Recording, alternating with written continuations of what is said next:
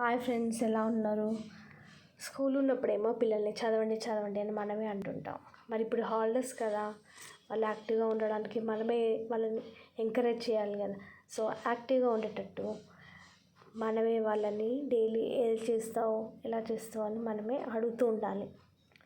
ఈరోజు వాళ్ళైతే బుట్టా చేస్తామని అన్నారు. సో నేను అదే చేస్తున్నాం. క్విల్లింగ్ టూల్తోనే స్ట్రిప్స్ అయితే లేవు ప్రస్తుతానికైతే. స్ట్రిప్స్ కాకుండా ఇట్లా పేపర్ని సన్నగా కట్ చేసి ఇలా చేస్తున్నారు. పెద్ద పాప ఏమో బుట్టా చేస్తుంది, చిన్న పాప ఏమో తనకు నచ్చినట్టుగా డిజైన్ చేస్తుంది. కానీ డే 1కి డే 2కి చూడండి కొంచెం ఇంప్రూవ్ అయింది.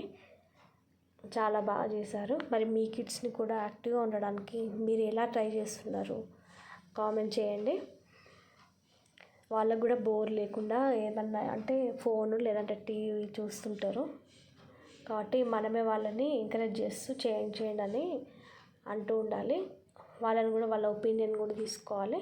ఇది పెద్ద పాప చేసిన బుట్ట. ఇది తను ఫస్ట్ టైం అయినా కానీ చూడండి ఎంత నీట్గా చేసిందో.